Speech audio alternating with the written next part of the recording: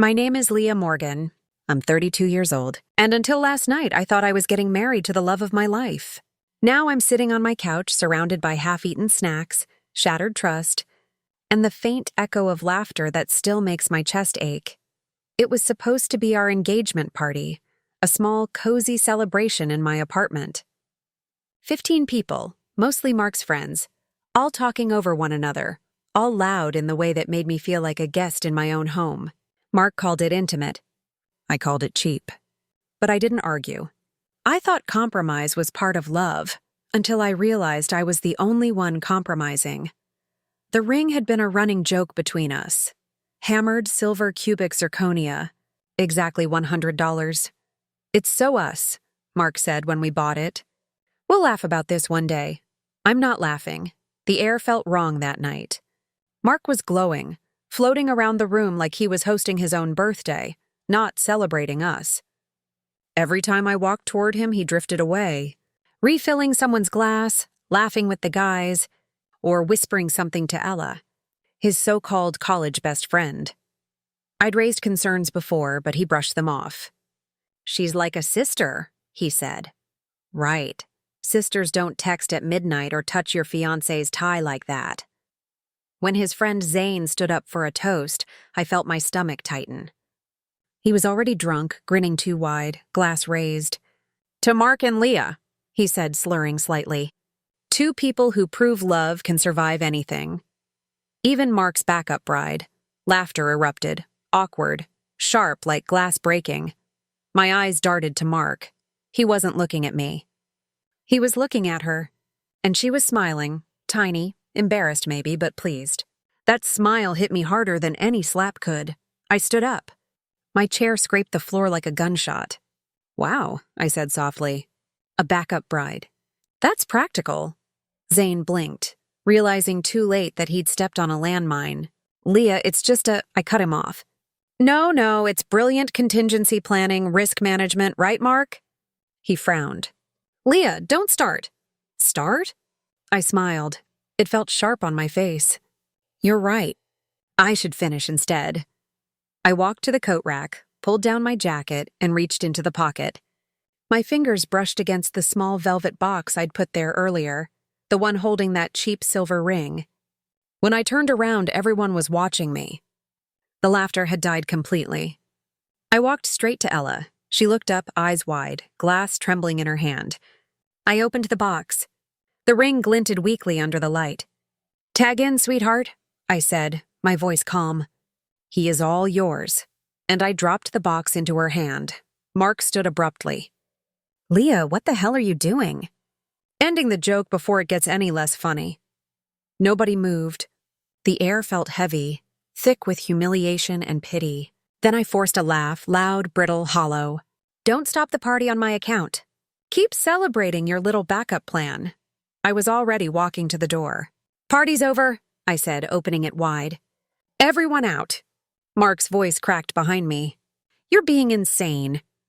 Maybe, I said without turning. But at least I'm not auditioning replacements.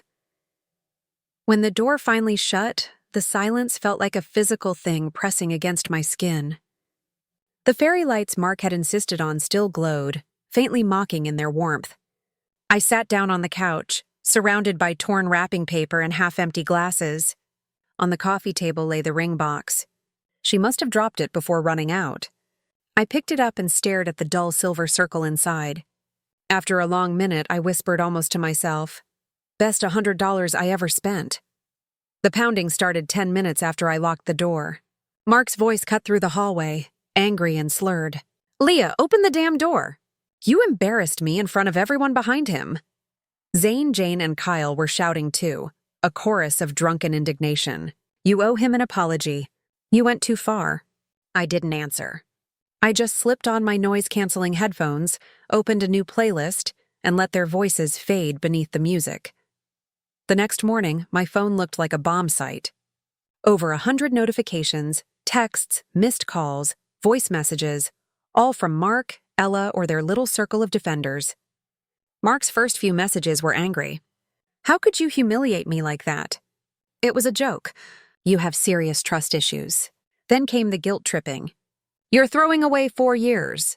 I can't believe you'd ruin something good. My mom's horrified. She says you need help. The last one read, I'm staying at Ella's for now. You happy? I blocked his number. Then I blocked Ella's, then Zane's, Kyle's, even his mother's, every single one of them.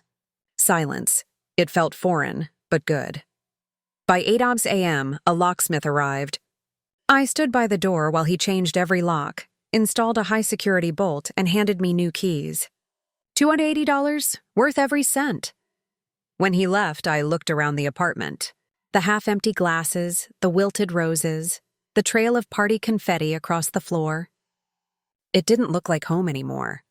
It looked like evidence. I grabbed a stack of boxes and started packing. His shirts first, still smelling faintly like his cologne, then his toiletries, his cufflinks, his shoes, his stupid weighted blanket.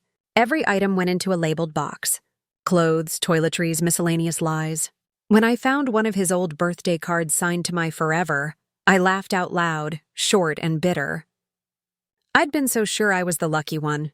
I thought he was the steady one, the man who'd never lie, never cheat, never make me feel small. Instead, I'd been living beside a stranger who practiced pretending to love me. By afternoon, 12 boxes lined the wall near the entryway. Every trace of him contained, categorized, and ready to leave my life. I took one last walk around the apartment just to be sure I hadn't missed anything. That's when I found the photo. It was on his desk.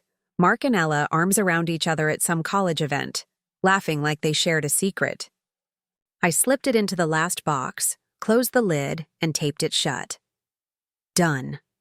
The knock came just as the tape clicked, hard, impatient. I checked the peephole. Alone this time. His expression was stormy.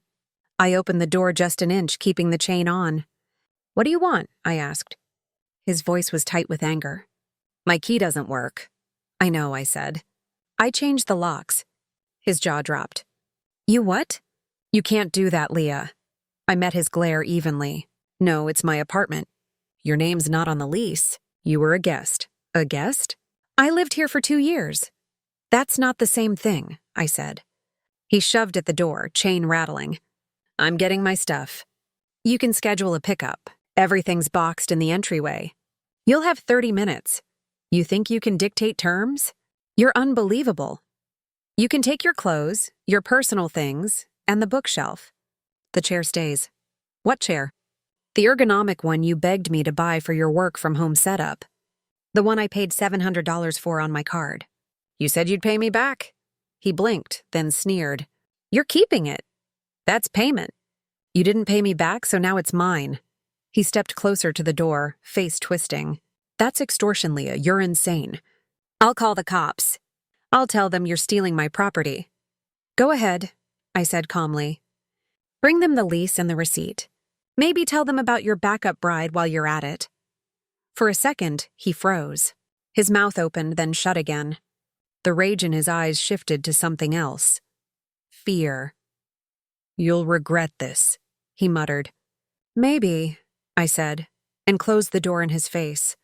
The silence afterward felt heavier than the noise had. I leaned against the door, listening as his footsteps faded down the hall. Then I slid the deadbolt shut and exhaled for what felt like the first time in hours. For the first time in months, maybe years, I was completely alone, and for the first time, that didn't scare me. 2 days later, there was another knock.